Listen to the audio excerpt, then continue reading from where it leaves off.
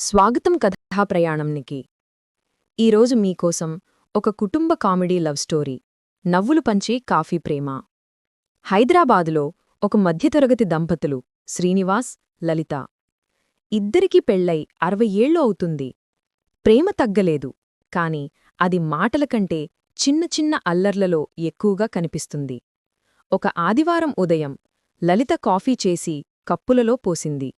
శ్రీనివాస్ ఒక్క గుక్క తాగి ముఖం చుక్లించి, అయ్యో, ఇది కాఫీనా లేక కొత్త ప్రయోగమా? చక్కెర వేశావా లేక ఉప్పా? లలిత కోపంగా, 40 ఏళ్వరా వంట చేస్తున్నాను, ఒకరోజు పొరపాటు జరిగితే అంత పెద్ద విషయమా అంది. శ్రీనివాస్ నవ్వుతూ, అదికాదు లలితా, నువ్వు ఉప్పు వేసి ఇస్తే నా నాలుకకే కాదు, నా హృదయానికి ఉప్పు చేరుతుంది, కాని నా ప్రేమ మాత్రం ఎప్పటికీ తీపిగానే ఉంటుంది.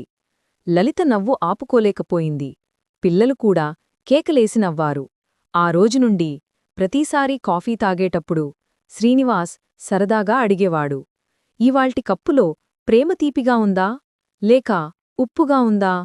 చిన్న చిన్న పొరపాట్లను కోపంగా కాకుండా సరదాగా మార్చుకుంటే ప్రేమ మరింత బలపడుతుంది. ప్రేమ అంటే పూల బహుమతులు కాదు, నవ్వులు పంచుకోవడమే. ఇదే ఈరోజు కథాప్రయాణం కథ, నవ్వులు పంచే కాఫీ ప్రేమ. ఇలాంటివే మరిన్ని హృదయాన్ని తాకే కథలతో మళ్ళీ కలుద్దాం.